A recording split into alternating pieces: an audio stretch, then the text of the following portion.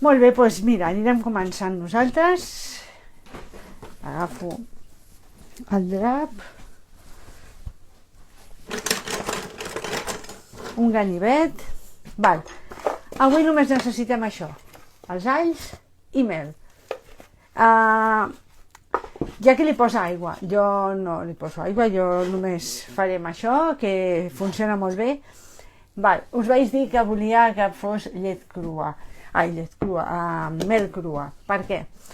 Doncs perquè la mel és un aliment viu, és un aliment ple de nutrients, d'enzims i de propietats que quan es pasteuritza, quan es porta a una temperatura alta, com és la pasteurització, que és uns 60-70 graus centígrads, aquesta temperatura alta el que fa és matar tots els bacteris i els microorganismes, intenta deixar el màxim de nutrients i d'enzims perquè són beneficiosos, però el que és la mel ja deixa de tenir vida.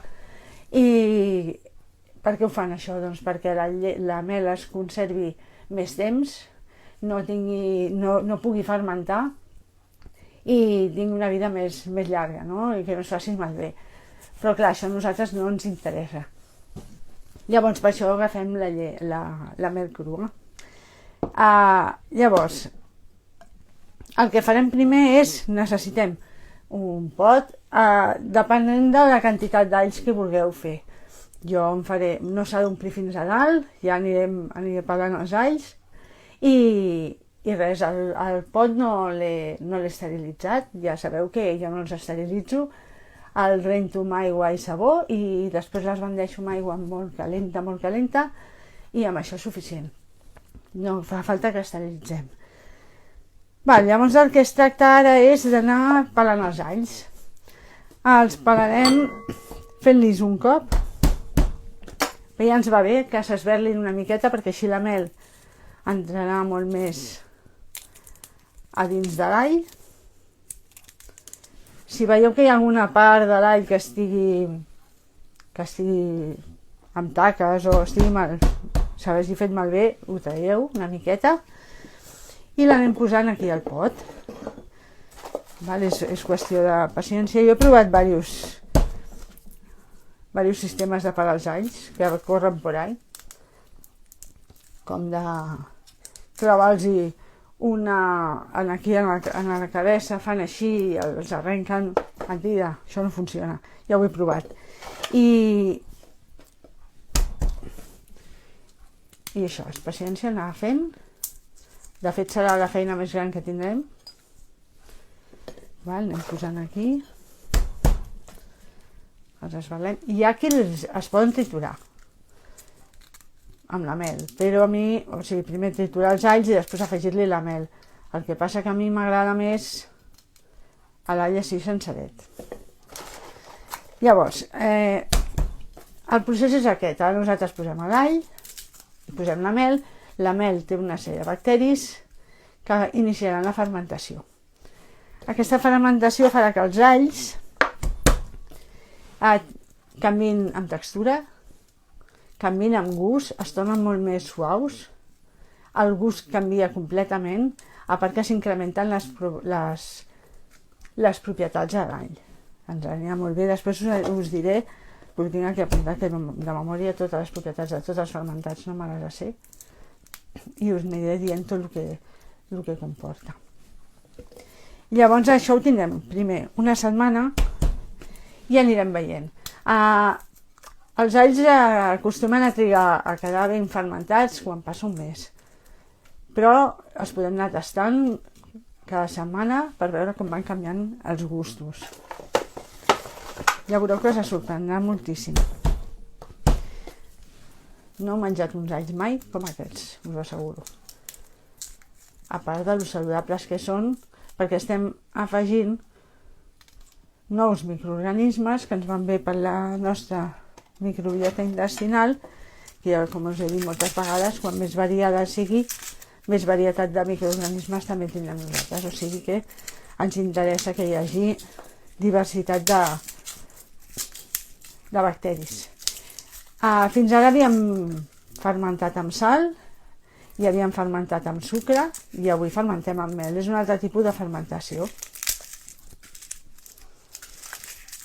Llavors ens ajudem dels microorganismes que ja té la mel, perquè la mel crua és un superaliment, és molt beneficiosa i a sobre pues, la barregem amb l'all, que també té les seves propietats.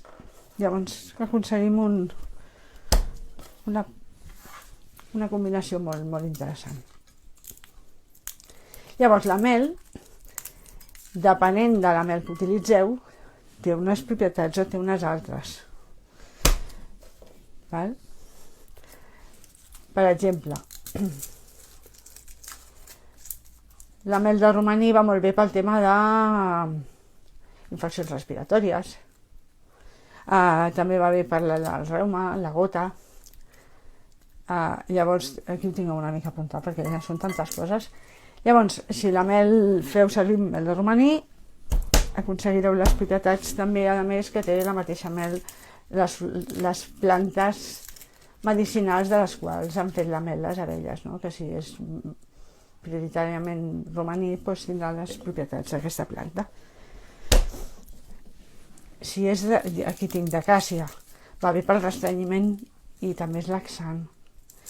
La de bruc és per les vies urinàries, la pròstata.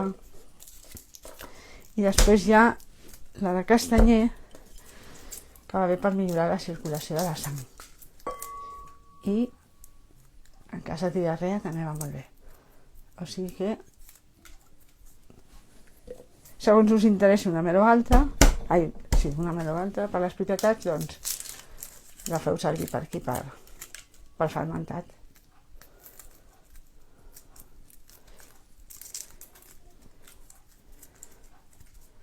Veieu, queden així esberlats i aquí entrarà la mel i fermentarà l'all des de dintre també. Val. Llavors, què podem fer amb aquests alls una vegada els tinguem fermentats? Doncs els podem posar amb salses. Podem fer una maionesa d'alls fermentats que ja veureu que és boníssima. Li podeu a més afegir una miqueta de la mel. La mel al cap d'uns dies començarà a fer-se més líquida. Val? I llavors doncs anirà fent bombolletes. Hem de fer com els altres fermentats, que els hem d'anar obrint perquè es vagin escapant els gasos de la fermentació. I llavors començarà tot un procés. I llavors us animo a que aneu tastant cada setmana a veure quin gust van tenint. Val, espereu, a veure. Porto aquests alls pelats. De moment estan tots bé.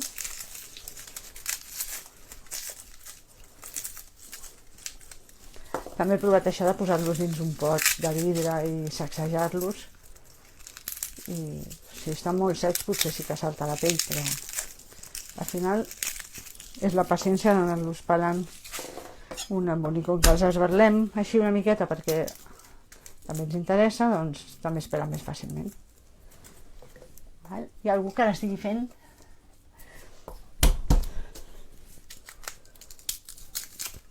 Ara, després de festes, que espero que us hagin anat bé, que heu estat amb la família, però clar, són dies que són que el cos ho nota, perquè canviem l'estil de menjar, els hàbits, el descans, són dies intensos emocionalment també. Llavors tot això ens afecta la panxa, l'intestí, i ara és un moment de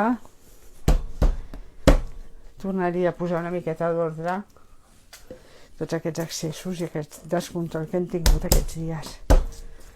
Llavors comencem amb aquesta recepta facileta i no sé si ho han anat fent també els altres que vam fer l'any passat, que si no és un bon moment ara també per reprendre'ls, perquè si no estem bé nosaltres no podrem portar a terme tots aquests nous reptes que ens hem proposat, no? Per aquest any comencem amb moltes ganes i moltes coses que fer, però si no estem bé no ho podrem fer, així que ens hem de cuidar. Val, jo segueixo una miqueta més, Més que res perquè veieu el procés de com... Ui, aquests em sembla que ja estan... No, aquests no estan bé. Ja agafo una altra cabeza.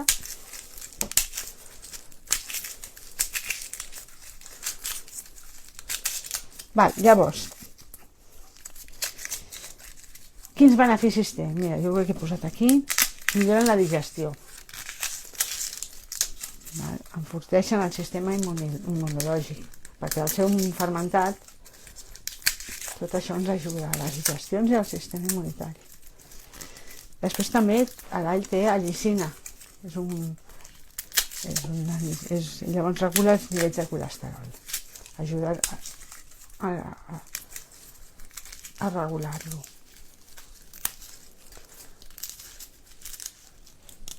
Aquests estan una mica secs, però si estan bé que no tenen taques es posaré igualment.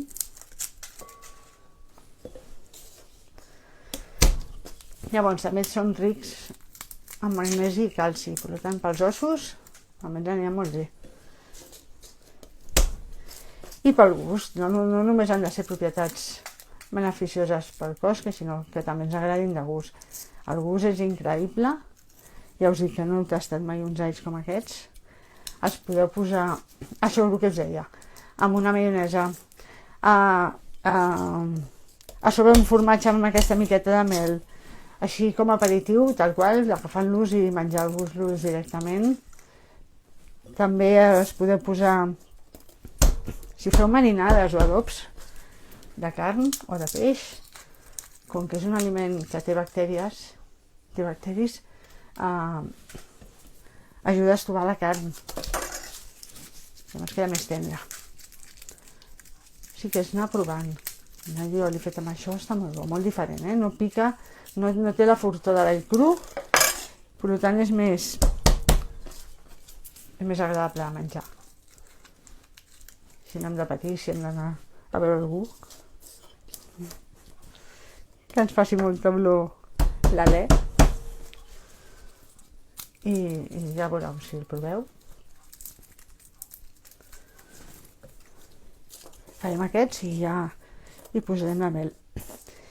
Llavors, clar, això començarà a fermentar i em podreu dir, bueno, i com podem estar segurs que això no se'ns farà malbé, no se'ns podrirà? Bé, resulta que la mel,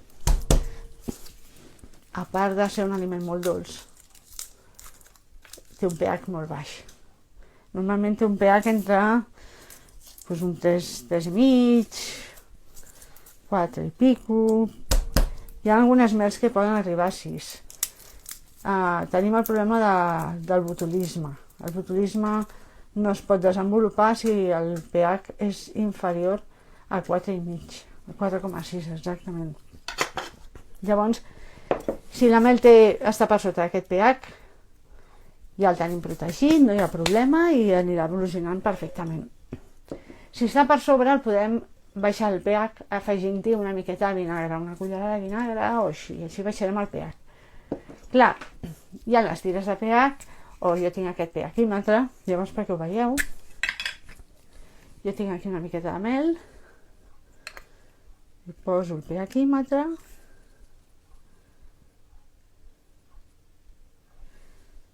i em marca 4,3,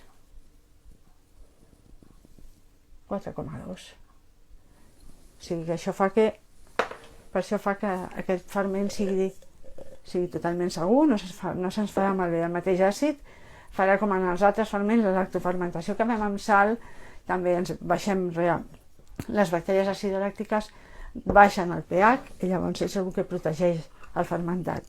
Amb aquí, com que la mel ja és prou àcida, ja no fa falta que corrin a protegir-lo. Llavors és senzillament abocarem la mel sobre els alls,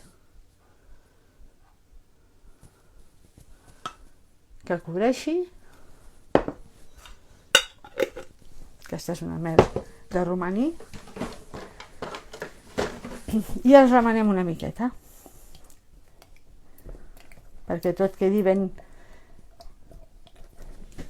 cobert de mel.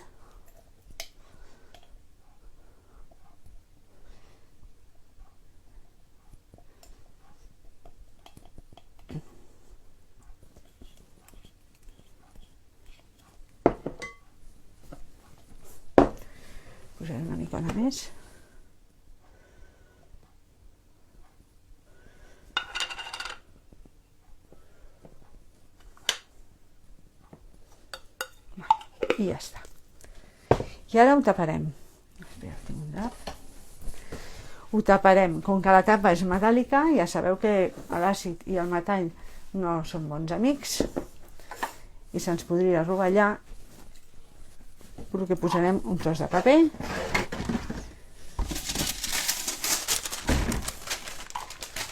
Aquest de forn.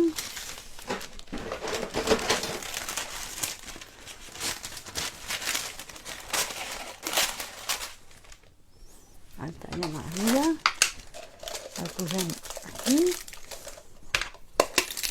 i tapem.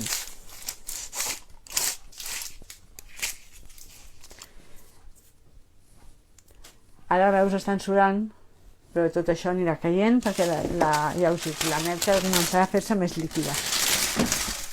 Llavors això ho posarem, com en tots els fermentats, en una lleixa, en una estanteria, que no li toqui el sol directament, i ho deixarem una setmana. La setmana que ve, dijous que ve, els tastarem a veure com estan. Cada dia, si podeu, obriu una miqueta el pot perquè els gasos s'escapin i no s'acumuli massa gasos aquí, perquè començarà a fer bombolletes i això genera CO2. Val? I llavors aquí una setmaneta ho veiem. Val? Hi ha algú que l'hagi fet en aquell moment, s'hagi animat. Mireu que sempre us dic, aprofiteu aquests moments, per exemple, si no esteu a la feina o perquè és un horari que ja ho sé que és complicat, però si podeu fer-lo al mateix moment que jo ho estic fent ara, és una feina que teniu feta, per això us poso els ingredients el dia abans, i ja veieu que és un moment, ho heu pogut seguir amb mi, o sigui que no sé si hi ha alguna pregunta, jo us vaig mirant. I no hi ha res més que dir d'això. Em sembla que no deixo res més de comentar. L'espasteurització ja us he explicat què és el que fa, les propietats, i la setmana que ve, si s'ha m'acut alguna cosa més d'explicar-vos d'aquest fermentat, doncs ja ho acabem de comentar. Jo seguiré parant anys, perquè ja que em faig fer una miqueta més, però bueno, com que és una feina avorrida de veure, doncs ja la faré jo soleta. Però bàsicament aquesta és la feina. Un cop els menges no repeteixen, no. És que canvia totalment l'estructura de l'all, el gust tampoc no et torna, no li treus el cot, no. Es deixen així, la mel ja farà la seva feina. Ara elles, els bacteris, el que faran és cuinar, d'alguna manera cuinen l'all. I llavors el fan més digerible, per això no ens repetirà. I tampoc no ens causarà mal alè, ni totes les conseqüències que en genera un all cru. A l'estómac també ens assentarà millor i el gust és diferent, per tant no espereu fer un allioli d'aquests que sigui punyent, que piqui, no, el que és la picor es rebaixa bastant. La mel la podeu utilitzar igualment també per fer una glassa d'unes aletes de pollastre, per exemple, o del que vulgueu, que vosaltres feu així glassejat, tipus barbacoa o alguna cosa, doncs aquesta mel li dona un aroma diferent, o sigui que ja ho anireu veient. És que vull que ho proveu perquè no us puc dir en paraules el gust que pot tenir això. Ho heu de tastar. Sí, es pot fer allioli, sí, sense cap problema. També podeu fer vinagretes amb això. Es pot picar petitó i ficar-lo sobre l'amanida. Tal qual menjat és que no té res a veure amb un all normal. Un all cru. I també podeu cuinar-lo. Una vegada està fermentat no tindreu els beneficis del que és els microorganismes vius, no serà un probiòtic, però sí que, com que li canvia el gust, us canviarà també el gust en el que cuineu. Si feu un sofregit, ho podeu cuinar igualment, ho podeu fregir, ho podeu posar dintre una crema, o sigui que és molt versàtil també. No hi ha una ciència exacta en tot això, és el que vosaltres, un cop ho tasteu, sapigueu en què ho podeu utilitzar i en què us pot quedar bo. A mi a sobre un formatge, per exemple, així tallat molt picadet, i amb aquesta miqueta de mel, si és un formatge així fortet, aquest contrast li és molt bo també. O sigui que són idees. Així que si ho feu, animeu-vos i m'expliqueu a veure què tal, i la setmana que ve això. Ja ens veiem aquí. Ara no tenim cap ferment, com que hem fet aquesta aturada durant aquests dies de festes, no tenim cap ferment a revisar, tots els altres ja els vam acabar, o sigui que ara tornem a començar temporada i cada setmana anirem parlant dels fermentats que hem anat fent i així doncs veieu l'evolució que tenen cadascun. Val? Animeu-vos, que estan molt bons, la veritat, em fareu bueno, cabassos els fareu. Vinga, us animo moltíssim a que el feu i ens veiem aquí dijous que ve, val? Doncs vinga, una abraçada i moltes gràcies per venir i si ho veieu en diferent moltes gràcies també per l'interès i ens veiem aquí d'aquí 7 dies, dijous que ve. Que tingueu molt bona setmana, adeu, adeu, adeu.